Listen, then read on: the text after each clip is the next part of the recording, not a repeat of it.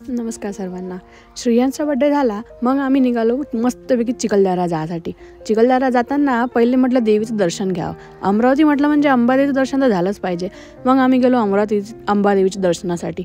तिथं मस्तपैकी कार्तिक पौर्णिमेची रांगोळी काढणं चालू होती. कार्तिक पौर्णिमेचा हा मोठा कार्यक्रम असतो.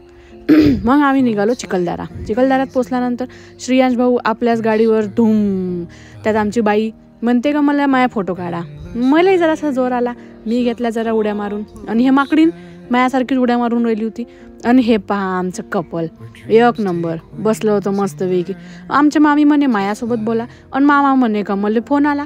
माय बाई तिथंही फोनवर इथंही फोनवर. आणि अशी थंडी म्हणान तर बापा आले का लोयात थंडी एवढी वाजून राहिली होती का सारेचे सारे बर्फ झाले होते.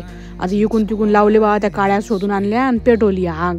मग ते माकडीन अयो मी म्हटलं एक माकडीन दुसऱ्या माकडींचा फोटो काढून राहिली होती. म्हटलं काढूनच घ्यावं आपण ही व्हिडिओमध्ये. पाहिलं बाई तर हे निघाली आमची वहिनी. आणि त्यात हे लोक तर काही आम्हाला म्हणते का म्हणे फोटो काढतो आणि निरापो व्हिडिओ काढत राहते आमचे. आणि आम्ही दोघी मैत्रिणी चाललो फिरायला चिखलदरा. बसलो बाई घोड्यावर बसलो. तो घोडी म्हणे बाई केवढा मोठा पैलवान बसला माझ्या अंगावर. माझ्याकडनं चालणंही नाही होऊन राहिलं. आणि तो घोडेवाला म्हणे नहीं मैडम ऐसा कुछ नहीं रहता, सब चलते, तुम सिर्फ पकड़ के बैठो और वो बराबर लेके जाएगा वो आपको. बाई वो ते थांबूनच जाय, चालेच नाही. आणि हे बसली मस्त चालली होती हिची घोडी. तर म्हटलं बाई ते तर चालली बरोबर, आणि मला काहून नाही घेऊन चालली. आम्ही आलो होतो तिथं आता देवी पॉईंट पाहासाठी.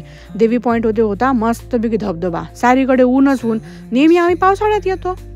आणि हे दोघं फोटो काढा म्हणे. सारे काही ना मग व्हिडिओज काढायच्या मागं. हाय गाविलगडचा किल्ला आता जरासा पडका झालाय, पण आतमध्ये जाऊ देते. 20 रुपये तिकीट आहे फक्त, जर पैसे दिले तर. ऑनलाईन 25